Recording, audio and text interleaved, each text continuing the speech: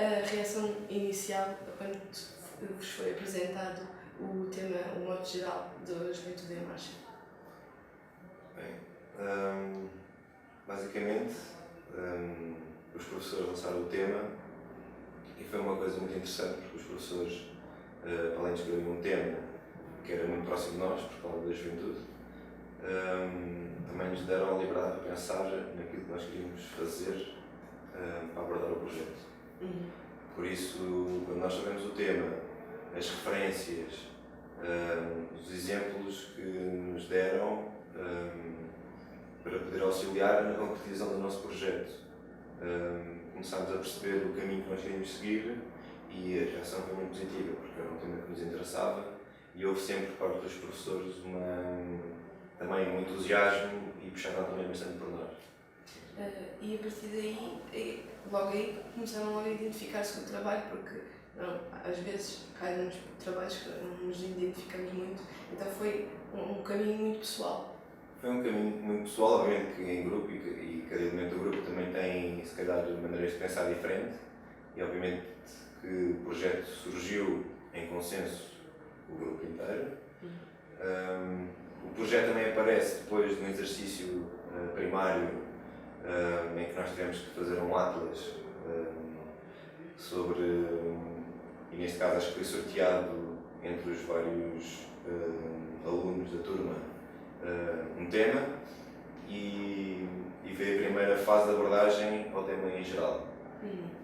Depois da apresentação desse primeiro trabalho, juntámos em grupos e depois chegámos à nossa ideia e pensando sempre em nós, porque os professores nos deram essa liberdade, pensarmos em nós e não ficarmos tão presos, obviamente que há formalismos que tens que manter, por causa ali num sistema de ensino em que convém responder àquilo que eles pedem, mas ao mesmo tempo deram-nos muita liberdade e apoiaram-nos muito no nosso projeto. Então, a partir daí, como é que vocês chegaram ao Peter Pan, aos Lost Boys? Isso aí foi engraçado, porque nós escolhemos o tema e depois começámos assim a olhar uns para os outros, a pensar e agora como é que nós vamos transmitir isto de uma maneira apelativa aos outros alunos e para o próprio projeto, sem entrar naquela rotina habitual de ser uma conferência, ser um diálogo, ser uma coisa que as pessoas já estão um bocado cansadas de ouvir e que se calhar até pode ser muito interessante, mas como há tantas, as pessoas olham, leem, mas não se interessam tanto. Começámos a pensar como é que nós podíamos encadear um interesse por parte dos outros, um paralelismo, uma coisa que tem a ver com o nosso projeto. E estávamos na sessão de brainstorming, a tentar também perceber o que é que isto era para nós e o que é que a faculdade representa para nós e o que é que o mercado de trabalho representa para nós e as discrepâncias que existem num sistema de ensino adequado depois para o mercado de trabalho.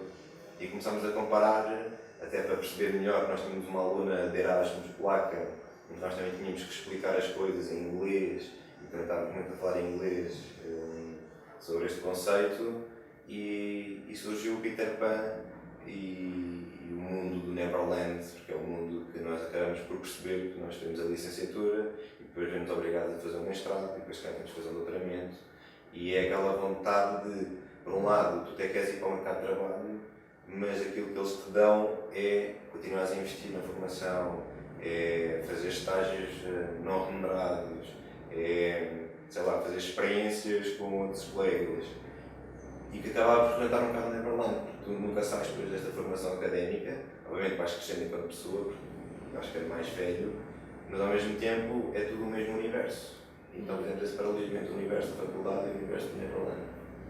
E atualmente que acabaram a licenciatura, no teu caso, como é que se esse modo, esse trabalho que vocês abordaram como trabalho, se sentes em ti agora que saíste do ensino, porque na altura presumo que tenha sido um bocado a ideia de ainda não estavam inseridos nessa realidade mesmo. Aqui também há uma coisa que também acabou por favorecer fortalecer o nosso grupo teve a ver com eu já ter feito alguns cursos anteriores, já ter estado a trabalhar e perceber um bocado a frustração que é anterior e também se calhar ter uma ideia mais consciente de como é que as coisas funcionam e daquilo que tu precisas de fazer. E obviamente que fui introduzindo isso sempre também no contexto do grupo e no contexto do trabalho. Aquilo que eu te posso dizer, depois da licenciatura, que para mim foi sempre um objetivo, porque eu quis investir no lado mais teórico e no lado mais conceptual do design e da comunicação, mas ao mesmo tempo eu já sabia o que é que eu queria fazer a seguir. Não sabia o que especificamente, mas eu queria trabalhar. Pronto. E quando a pessoa tem uma vontade, por mais entraves que tu tenhas, não podes é ficar assustado nem preso àquilo que as pessoas dizem, àquilo que é melhor fazer. Às vezes basta tu começar a fazer uma coisa e depois conheces uma pessoa que te introduz outro contacto e depois a pessoa gosta de ti, vê que és uma pessoa empenhada e que tens um entusiasmo e depois mostra-te outro contacto e depois acabas por definir um bocado o teu caminho. Por isso, no meu caso, depois da licenciatura já tinha um objetivo. Em relação aos outros elementos do grupo, aquilo que eu sei, há uns que decidiram investir na formação, se calhar um bocado como eu tinha feito anteriormente. Né? Apesar de tudo, eu fiz a licenciatura já com 26 anos e já tinha passado por uma consequência de várias formações anteriores que acabaram por, se calhar, não definir tanto o meu caminho enquanto uma pessoa que quer trabalhar no design, mas definiram um pouco aquilo que é a minha cultura e o que é aquilo que eu entendo sobre o design em si. Portanto, eles agora estão a fazer formação e eu estou a trabalhar. Nós notamos que os trabalhos estavam divididos em 3 grupos: o escola, meio e geração. Porque o vosso trabalho está inserido na escola? Sim, o nosso trabalho não está só dentro da parte da escola. Porque... O tema, pronto. Sim, já tudo, o nosso trabalho é uma interrogação feita para dentro, mas com vista ao que está lá fora. Portanto, tu obviamente, que para fazer o projeto tiveste que conhecer um pouco aquilo que se passa dentro da escola, mas também tiveste que saber como é que as coisas funcionam lá fora. E nós, foi esse momento, até porque o nosso trabalho é uma interrogação, ou seja, é uma pergunta que exige uma resposta, ou pelo menos uma tentativa de resposta, e tu para responderes tens que conhecer um pouco das duas coisas. Por isso, nós acabámos por fazer esse caminho, foi perceber o que é que nós estávamos a perguntar, perceber o que é que nós pensamos enquanto alunos e em relação ao primeiro, ao segundo, ao terceiro ano, e depois perceber como é que as coisas funcionam lá fora. Mas porquê esta divisão na escola, no meio e na geração? Essa divisão não foi feita por nós. Portanto, cada um chegou ao seu tema, ponto final. E depois houve temas que se calhar estavam mais direcionados para a escola, ou estavam mais focados na geração em si, ou o que seja. E no fim, aquilo que os professores acabaram de fazer foi ver que havia grupos que tinham temas mais ou menos parecidos, que se enquadravam mais aqui, outros mais ali, outros mais lá. Mas nós nunca quisemos focar essencialmente numa coisa. O nosso trabalho é muito mais abrangente do que isso. Simplesmente acabaram de ser por efeitos da exposição. Não? Aquilo que eu acho da nossa juventude neste momento. Assim, eu não posso falar em termos do grupo, qual é que é a opinião em geral, porque eu acho que a opinião geral é aquela que a juventude arrasca, é a juventude que tem que perseguir formação, atrás de formação para ter a qualificação melhor, para poder arranjar um bom emprego, etc. Eu, se calhar, a minha visão mais pessoal, até porque posso falar daquilo que acontece comigo, porque eu sou mais velho do que os outros alunos com quem eu tive a fazer o trabalho, tem a ver com...